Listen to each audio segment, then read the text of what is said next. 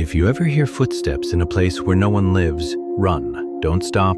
Don't listen, because the longer you listen, the more they learn to sound exactly like you. This isn't just a story. This is what happened to me on Hashima Island, the infamous Battleship Island off the coast of Nagasaki, Japan. A concrete nightmare rising from the sea like a tomb that refuses to stay buried. I've kept the full truth locked away for years, but tonight, I'm finally telling everything, because even now, I can still hear it, and I'm terrified it's getting better at sounding like me. My name is Nolan. At the time, I was a structural engineer wrapping up my graduate thesis on concrete degradation in marine environments. It was technical, dry work, nothing that should have led me into pure terror. But in Nagasaki, I met Dr. Yamamoto, a quiet academic who specialized in abandoned structures, places history had abandoned, places people were never meant to return to.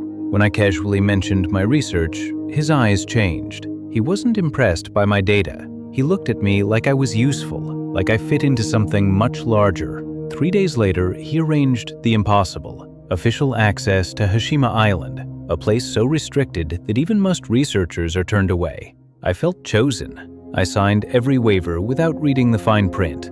Looking back, that signature felt less like permission and more like consent to something ancient and hungry. The morning of the trip was gray and heavy.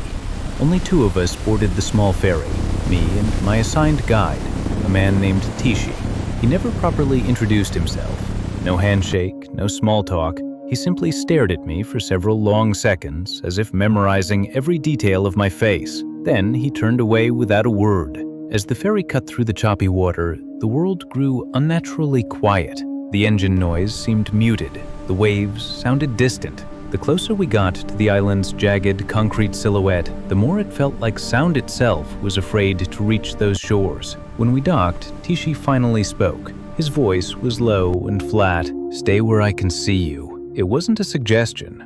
It was a warning delivered like he had given it many times before to people who never made it back the same. At first, the island looked exactly like the photographs. Towering concrete walls encircling everything. Buildings stacked so tightly they seemed to crush one another, corridors choked with rust and decay. Silence hung over it all. Perfect conditions for my research on how salt and time destroy man-made structures. But something was wrong from the very beginning. The dust on the floors wasn't random. Clear, well-worn paths snaked through decades of undisturbed grime, narrow trails that looked freshly used, as if something walked these ruins every single night. Curiosity pulled me forward. I followed one of the paths deeper into a collapsed apartment block. The air grew thicker with every step, heavier, like walking into a room that already had someone standing inside it, holding their breath.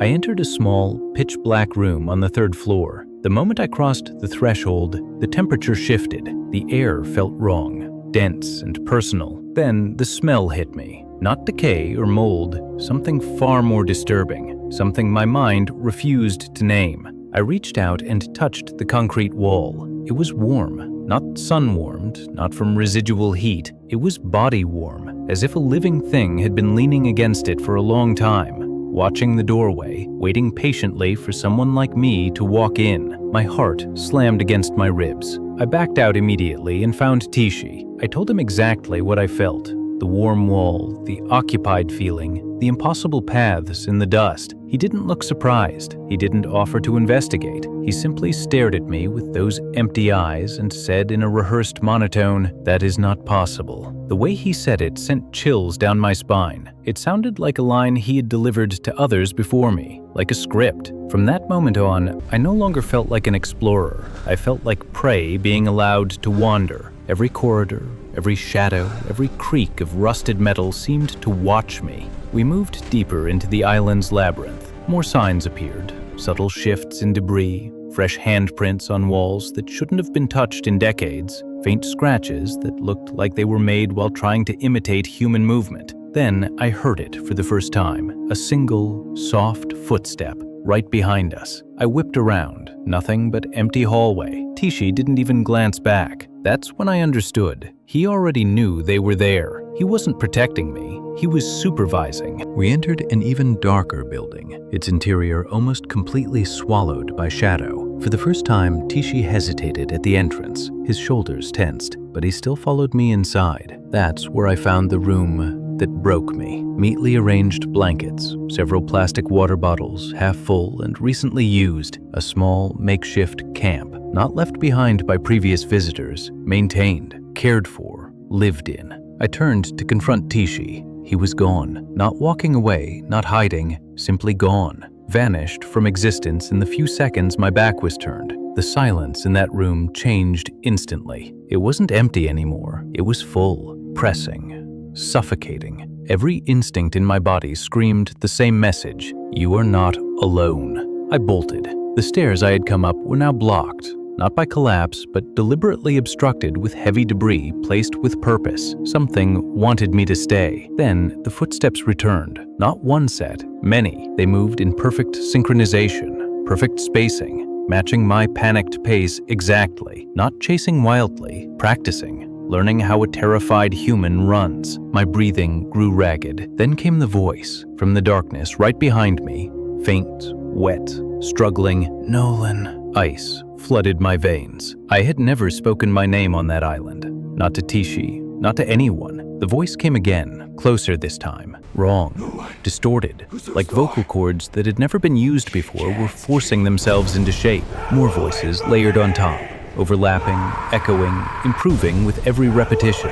Nolan, Nolan, Nolan. Each version sounded a little clearer, a little more human. They weren't calling for me. They were studying, copying my voice, stealing the way I sound, becoming me. Panic exploded through my body. I ran blindly through twisting corridors that seemed to rearrange themselves to trap me longer. The footsteps grew louder, more confident, more accurate. They no longer sounded like imitations. They sounded like a group of people learning to walk and breathe exactly like a human. I stumbled down a broken stairwell, crashing onto the landing below. Pain shot through my body, but I didn't stop. I burst out into the gray daylight and sprinted toward the dock. Tishi was already standing there, perfectly still, calm, waiting, as if he had known exactly when and where I would emerge. I was gasping, screaming about the voices, the footsteps, how they said my name. He looked at me with those dead eyes and spoke without emotion. They are not allowed to leave. Then, as if nothing had happened, he turned toward the ferry and said, "We are leaving." The ride back across the water was the longest of my life. I sat in silence, listening to every splash, every gust of wind, terrified that something might answer back in my own voice. I tried to contact Dr. Yamamoto the next day. His number was disconnected. His university records had vanished. It was as if he had never existed. Years have passed since that day. I finished my thesis. I moved on with my life. I tried desperately to forget. But some nights, when the house is completely silent and the world outside is asleep, I hear it. Not from the walls, not from outside, inside my head. Soft, calm, perfectly practiced. It sounds exactly like me now, Nolan. And every time, it sounds a little closer, a little more confident, like it's still learning, like it's getting ready.